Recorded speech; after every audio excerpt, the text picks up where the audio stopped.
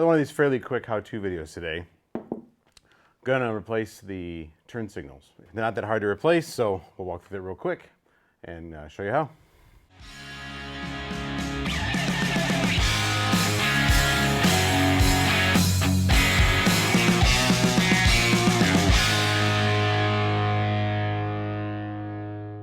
Some of these vehicles, some of them you got to get in and come in from the backside through the trunk, but on these Jeeps, it's actually pretty easy.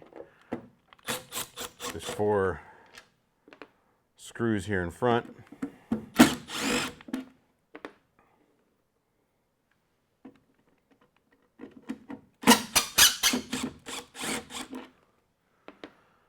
There's 4 Phillips head screws. They are different. The 2 on the outside are bigger because it has to go through deeper. So you can see when you look at them, you can see there's quite a difference between them. So make sure you keep track of which one's left inside and the right side. And then it just pops off. Let's see, the turn signal is going to be the top one. Let's just do it without taking that off.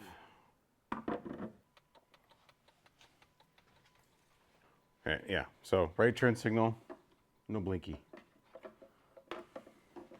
Sylvania 3157. It's, I don't know, it's one of the more common bulbs, and almost every manufacturer uses them.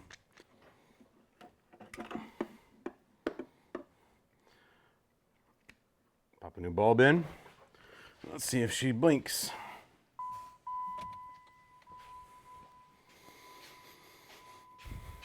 Blinky. Just stick it back in, find your groove, twist, and lock it back in, and then put your light back up. It's that simple. Whenever you do a turn signal, or a headlight, or a brake light, or whatever, always replace the other side.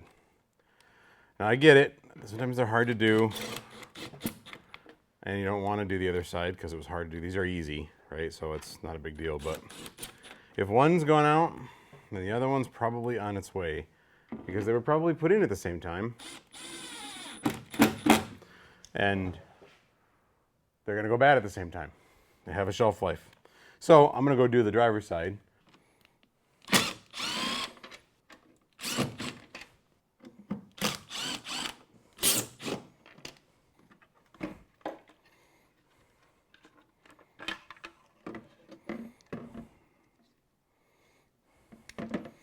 Yeah, that one's a little charred. So it's kind of black. I don't know if that's showing up on camera very well, but it's got a little black on this side, so it's getting hot. And it's probably gonna go.